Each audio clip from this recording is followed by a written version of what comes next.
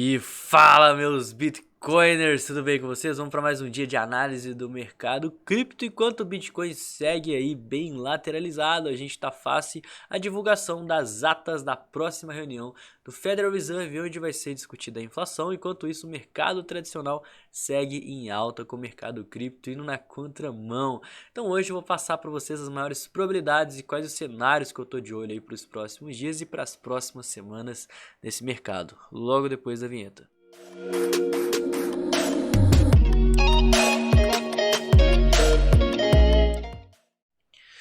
Muito bem, cortando aqui para o nosso site do Invest, o nosso tão querido calendário econômico, até grifei aqui porque hoje a gente vai ter às 15 horas da tarde a divulgação das nossas atas do FONC, né? As atas que vão serem discutidas aí na próxima reunião em meados de setembro, meados mais para o final, para ser sincero.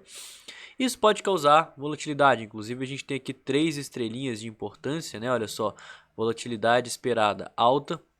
Consequentemente, isso pode causar um certo impacto no mercado, tá? Inclusive a gente já está tendo um dia de queda hoje, mas a gente vai falar disso mais para frente. Passando aqui no nosso order book, inclusive eu queria ver com vocês se vocês preferem o nosso vídeo nesse formato ou então nesse formato, né? Assim, eu não gosto muito para fazer análise de gráfico, porque fica umas partezinhas aqui do lado que não dá para ver, indicador aqui do RSI. Por isso que eu prefiro usar esse aqui. Mas aí me falem aqui nos comentários qual tipo de formato de vídeo que vocês preferem para a gente estar aí deixando o canal do jeito mais legal possível. Fechou? Vamos lá. Análise aqui do nosso order book, o que está acontecendo. A gente está mais próximo à região de suporte, tem mais gente querendo vender por causa do princípio de rompimento da cunha, mais essa baixa que a gente está tendo no mercado tradicional. Então tem muito mais tokens alocados para compra do que para venda, ressaltando os 25k, que é o nosso maior suporte, é onde mais tem token. A gente consegue ver essa muralhazinha aqui. E agora a gente está numa região de suporte, ok, mas não tem tantos tokens alocados para compra assim. Talvez porque o mercado tradicional esteja caindo, a gente está falando de uma figura aí que está todo mundo no mercado está falando dessa cunha aí que vai cair, o preço vai lá para os 10 mil dólares, né? Então tá todo mundo achando que o preço vai cair e não tem tanta pressão compradora perto de um suporte, e esse ponto é meio interessante da gente ficar de olho, tá? Mas antes de eu explicar ele para vocês, vamos passar aqui no mercado tradicional, o que está acontecendo. Galera, a gente segue esticado, tá? A gente está fazendo topos e fundos ascendentes aqui no diário, rompemos várias regiões de resistência, né? Olha só, topos e fundos prévios que tendem a servir de suporte, olha só, aqui também, essa região, e agora até a gente está nessa regiãozinha aqui de resistência mais uma vez e rompendo cada vez mais topos.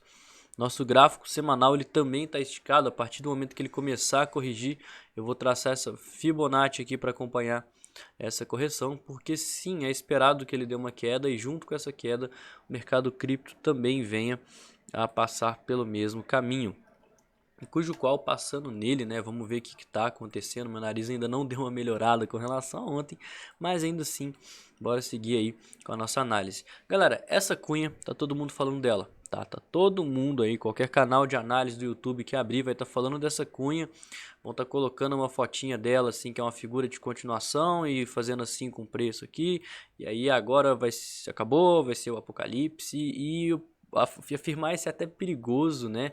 Isso que eu vou falar agora, porque eu tô indo na contramão do que todo mundo tá falando, tá? Mas eu volto a bater no ponto de que isso aqui é um suporte muito forte, tá? Isso aqui é uma mínima do pânico.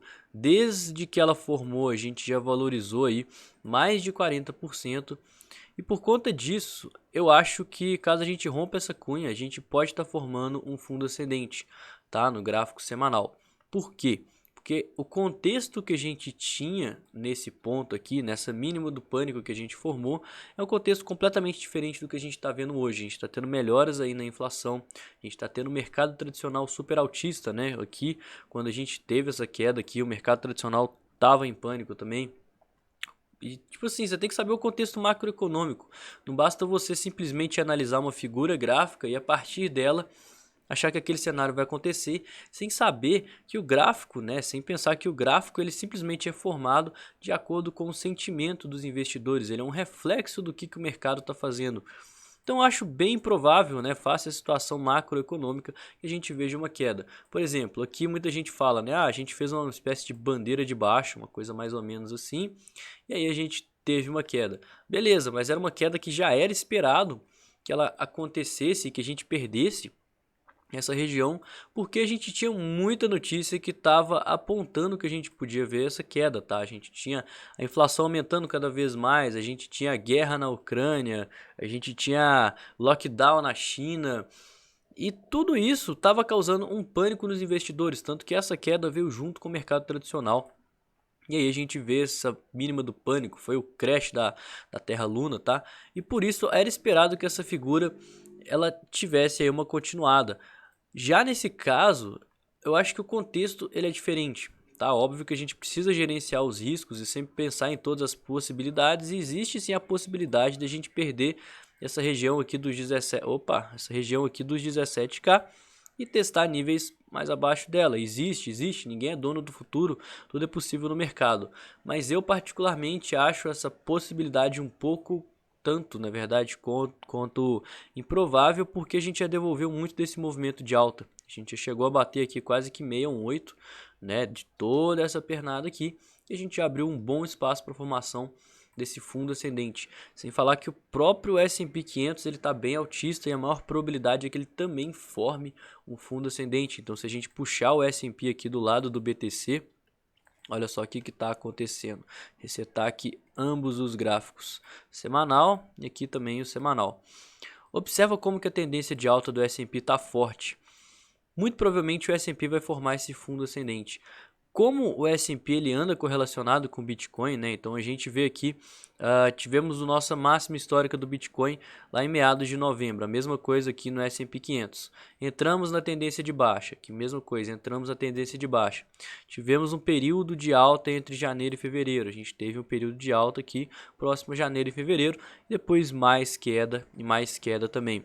Pequena consolidação e correção, pequena consolidação e correção, e agora testando mínimas do pânico e fazendo um movimento altista, julgo eu a dizer que grande o suficiente para a formação de um fundo ascendente. Então, se o mercado tradicional está dando as cartas, está dando a direção para tudo que a gente está vendo, eu imagino que o mercado cripto possa seguir o mesmo caminho. Por isso eu acho improvável que a gente veja essa queda aqui lá para os 10k, igual muita gente está falando, mas ainda assim, né, como ninguém é dono da verdade, ninguém sabe do futuro, gerencie os seus riscos, utilize os top, né, se parar aqui embaixo, beleza, a gente consegue comprar aqui, mas usa a gestão de risco para caso o preço continuar caindo, você tenha capital para essa probabilidade, por mais que, ao meu ver, seja uma probabilidade menor do que a formação do fundo ascendente, a gente ainda possa ver ela.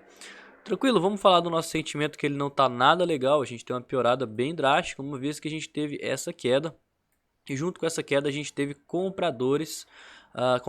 vendedores saindo do mercado, as pessoas que estavam shortando o Bitcoin contra a resistência dos 24k mandaram o preço para baixo. Os ursos atacaram e estão jogando o preço para baixo e agora estão fechando as suas posições. Consequentemente, temos mais pessoas compradas do que vendidas, né? Então a gente tem uma relação de compradores e vendedores de 2, ou seja, mais de 2 compradores para cada vendedor.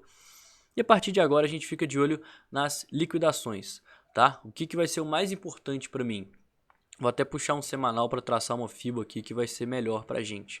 Primeiramente, a gente tem todo esse movimentozinho aqui, tá? Se a gente começar a corrigir no semanal, eu vou querer puxar essa FIBO aqui e vou ficar de olho nas regiões de Fibonacci junto com o nosso sentimento. Se a gente vê aqui que está chegando próximo a regiões de Fibonacci, olha só, por exemplo, essa e essas aqui para baixo, e começar a ter muita gente sendo liquidada, eu vou pegar o capital que eu estou disponível, tá? Que eu aproveitei essa alta para estar distribuindo, para estar vendendo, o fato que eu venho falando aqui no canal tem várias semanas, para estar reentrando, tá? Eu acho que como a gente tem a maior parte do mercado agora com contratos em long e abertos, sendo que a força compradora quem está dominando esse sentimento, né? Quando a gente chega perto de resistência, aumenta no Open Interest. Quando a gente chega perto de suporte, queda no Open Interest. As instituições tem muito mais interesse em estopar e liquidar os vendedores do que os compradores.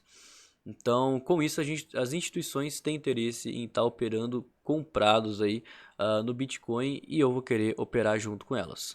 Tranquilo? Considerações finais, o que eu estou de olho, volto a traçar essa Fibonacci aqui, que para mim, caso a gente rompa aquela cunha lá no diário, que inclusive a gente chegou a superar os limites dela, isso é importante de falar, só que não necessariamente entrou um volume de rompimento, então a gente pode ir recalibrando ela de acordo com o histórico, né? Olha só, não rompeu e voltou a subir, beleza, o limite dela que antes estava aqui passa aqui para baixo, e quando romper a gente vai ter uma confirmação, a gente vai ter um movimento com volume expressivo, fazendo esse pullback aqui e vindo testar níveis aqui mais abaixo. Aí sim eu vou tomar o meu stop, que para mim é um nível de suporte mais nítido dessa região aqui de fundos prévios, próximo aos 22.400. A partir daí eu vou estar dolarizado e aproveitar esse movimento de baixa para estar reentrando nas minhas posições. Mas e se por acaso der uma reviravolta, a gente anular essa cunha aqui, fizer um pivô e o mercado ele continue subindo? Não tem problema, a gente está mais próximo de resistências do que de suporte, a gente está bastante esticado no gráfico semanal. Eu vou seguir com essa ideia de quanto mais o preço esticar, mais eu vou querer vender, porque eventualmente a gente vai ter que fazer esse fundo ascendente no gráfico semanal, que ao meu ver é a maior probabilidade. E vamos ver como que o resultado hoje às 15 horas, não, o resultado não, a divulgação das atas da FONC vai acontecer, qual o impacto que vai trazer no mercado e como que o mercado tradicional vai reagir, consequentemente impactando no mercado cripto.